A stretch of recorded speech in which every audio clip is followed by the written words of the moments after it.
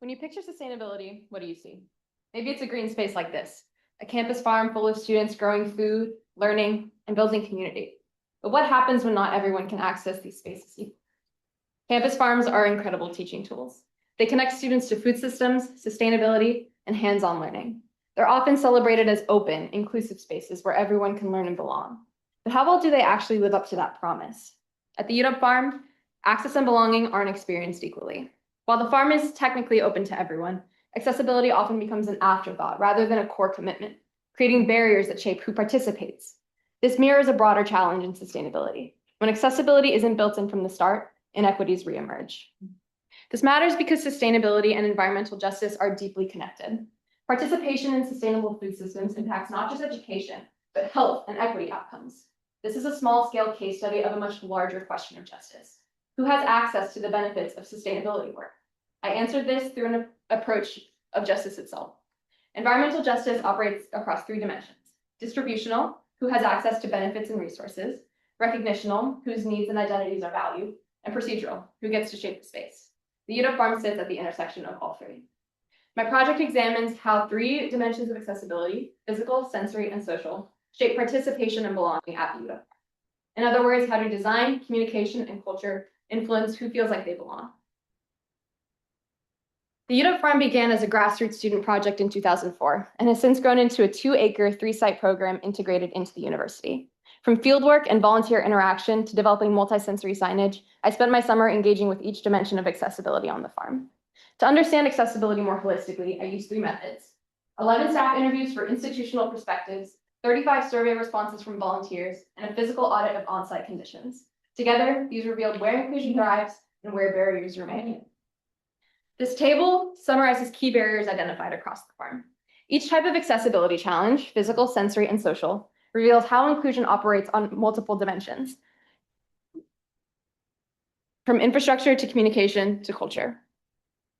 Physically, the farm presents barriers like uneven terrain and narrow or gated entrance. Though an ADA-compliant gravel path was installed some years ago, rabbit fencing makes growing spaces inaccessible for folks with mobility differences. This highlights an important distinction. Technical access does not equal meaningful usability. At the farm, signs are mostly text-based, English only, and not designed for people with low vision. When communication is so visual, whole sensory modes and whole groups get left out. My project used QR codes and audio guides to make learning more multisensory and inclusive. Social accessibility looks at who feels welcome, seen, and supported. It's shaped by decisions about funding, staffing, and outreach. Even when physical barriers are addressed, social dynamics can still influence who participates and who feels like they belong. This next diagram shows how these barriers aren't isolated. For example, institutional priorities such as production goals can overshadow the need for physically accessible growing spaces or inclusive volunteer experiences. These barriers reinforce each other, shaping the overall inclusivity of the space. Across all 3 dimensions, I found that barriers overlap and reinforce each other. Uneven terrain or missing information can shape who feels like they belong. Inclusion isn't just about fixing infrastructure, but embedding accessibility into the farm's everyday design, communication, and culture. And the farm already does a lot right. Insights from surveys and interviews show that staff are welcoming, volunteers describe a strong sense of community, and there is a desire for growth. But physical barriers and limited resources remain challenges. Continuing accessibility work means building on this culture of care while addressing gaps. Expanding who can participate at the farm brings in a more diverse range of experiences and perspectives that enrich the learning environment, aligns the farm with environmental justice goals, and models a sustainability that truly includes people. But campus farms reflect broader questions of environmental justice. Who benefits from sustainability work, and who is excluded? What we learn here applies to many sustainability spaces, where tensions between learning, productivity, and inclusion can surface. Future accessibility work at the farm should combine technical and experiential approaches.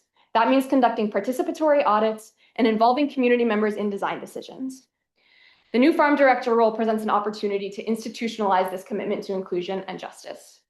As my site supervisor put it, farming is thick with oppression and exclusion.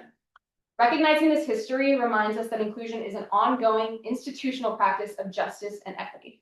It requires reflection, adaptation, and a shared sense of responsibility to ensure that sustainability truly serves everyone. I would like to thank my site supervisor, Perry Ackworth, and my faculty advisor, Yan Chu Wang, as well as Polly Olson and Theo Wright for their help with the audio guides, as well as, of course, the UW Farm team, the Dirty Dozen, and my friends and family for their support.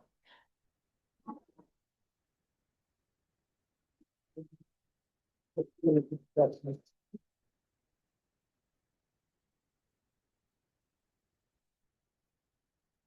questions? In the back. Thanks for the question. If you didn't hear, it was what is the role of student power in shaping accessibility decisions?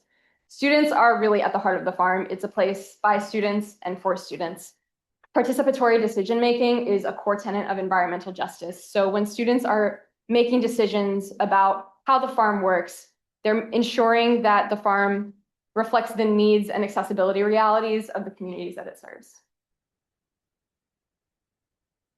I'm curious how you see the new farm director role changing the farm's ability to address some of the issues that you talked about in this presentation. Yeah, thank you for the question. The question was, what is the role of the farm director in addressing these issues?